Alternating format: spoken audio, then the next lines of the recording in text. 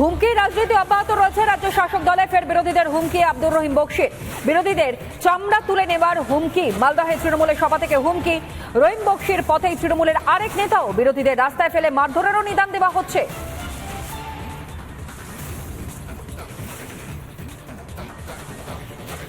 আমাদের পতাকা ছিঁড়ে যখন মানুষকে তারা সংগঠিত করতে পারছে না, যখন তারা মানুষের সমর্থন মালদা জেলায় পাচ্ছে না, যখন মালদা জেলার শুভবুদ্ধি জ্ঞানসম্পন্ন মানুষ বিজেপির পতাকা তলে সমাবেত হচ্ছেন না, সিপিএম এর পতাকা তলে সমাবেত হচ্ছেন না, তারপর তারা এই ধরনের একটা ঘৃণ্য চক্রান্ত করে আমাদের পতাকা ছিঁড়ে একটা লাগিয়ে দেওয়ার চেষ্টা তারা করেছিল। তৃণমূল কংগ্রেসের এই একটি পতাকা তোমার বিজেপির কর্মীদের গায়ের 50টা চামড়া টেনে নামিয়ে দিবে তৃণমূল কংগ্রেস কর্মীরা।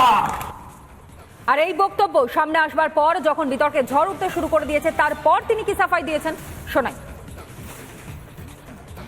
যে ডাক্তার লেডি ডাক্তার নিহত হয়েছেন, মমতা ব্যানার্জি সর্বোপরি প্রথম দাবি করেছেন আসামিকে খুঁজে ফাঁসির ব্যবস্থা করতে হবে। আমরা তৃণমূল কংগ্রেসের রাস্তায় নেমে আন্দোলন করছি, সর্বস্তরের মানুষ আন্দোলন করছে, আমরা তাদেরকে পূর্ণ সমর্থন করছি। গত 4 তারিখে এখানে একটা মিছিল ছিল রাত্রে, সেই মিছিল খুব সুন্দরভাবে শেষ হয়েছে। বিজেপি এবং সিপিএম এর গুন্ডারা শেষের দিকে মিছিলের অনেক পরে তারা আমাদের ফ্ল্যাগ খুলে খুলে ছিঁড়ে ফেলে রাস্তায় ফেলে লাথ দিয়ে সে ফ্ল্যাগকে সেখানে লাথি মারা হয় ফ্ল্যাগের উপরে। তাদের ইচ্ছা ছিল এই ফ্ল্যাগটা খুলবে এবং মিছিলের লোকের সাথে দাঙ্গাটা লাগিয়ে দিব তৃণমূল কংগ্রেসে। তুমি বন্ধু যদি একটা ফ্ল্যাগ খুলে পায়ের তলায় ফেলার চেষ্টা করো, তোর 50 লোকের পিঠের চামড়াটা খুলে দিবে তৃণমূল কংগ্রেস। মালদা জেলা তৃণমূল কংগ্রেসের সহ সভাপতি দুলাল সরকারের বক্তব্য শুনুন। যে মানুষগুলো রাতের বেলা আন্দোলনের মাধ্যমে নিরীহ লোকের, নিরীহ মায়েদের, বোনেদের আন্দোলনের মাঝে এবং শিক্ষিত মানুষ ছাত্রদের আন্দোলনের পিছনে দাঁড়িয়ে তৃণমূলে কংগ্রেসের ঝান্ডা খুলেছে, ডাঙ্গুল লাগিয়েছে, তাদের প্রত্যেকের আমাদের কাছে নির্দিষ্টভাবে অভিযোগ আছে। আমরা কিন্তু যদি মনে করতাম মমতা বন্দ্যোপাধ্যায়, অভিষেক বন্দ্যোপাধ্যায়ের নির্দেশ শুনবো না, ঝান্ডা আমাদের রক্ত, ঝান্ডা আমাদের কাছে মায়ের মতন, আমাদের কাছে পরিবারের মতন, সেই ঝান্ডা যারা পুড়িয়েছে তাদেরকে ডাঙিয়ে রাস্তায় ফেলে দিতে পারতাম, কিন্তু ডাঙাইনি, মারিনি। কারণ হসপিটালে আমার ছোট ছোট ডক্টর ভাইরা বোনেরা চিকিৎসা করছে না, যাকে ডাঙাবো সেও মৃত্যুতে যেতে পারে। তাই আমরা এই ডাঙানো থেকে বিরত থেকেছি। পাল্টা ময়দানে বিরোধীরাও। বিজেপি সাংসদ উত্তর মালদহের কি বলছেন খগন মুর্মু শুনুন। তৃণমূল কংগ্রেসের হচ্ছে এই হুমকি ধমকানো, এই সমস্ত ছাড়া ওদের কোনো কাজ আছে?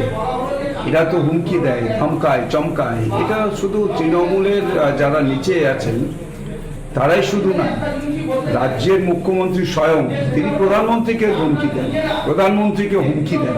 তিনি বলেন যে সারা দেশ জ্বালিয়ে দেবেন, যে পশ্চিম বাংলায় জ্বালাচ্ছেন সারা দেশে জ্বালিয়ে দেবেন।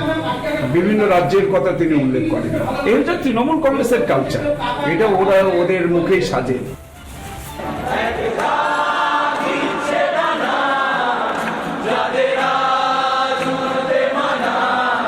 অভিশপ্ত আরজিকর, বাঙালির জীবনে অভিশপ্ত রাত 9ই অগস্ট।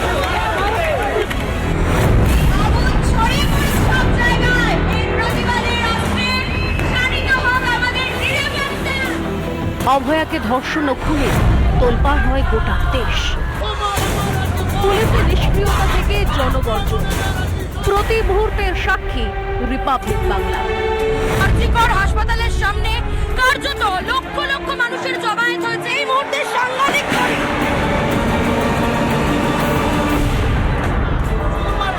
14ই অগস্ট রাতে আরজিকরের তাণ্ডব। পুলিশকে লক্ষ্য করে ছড়া হচ্ছে। কারা করলো?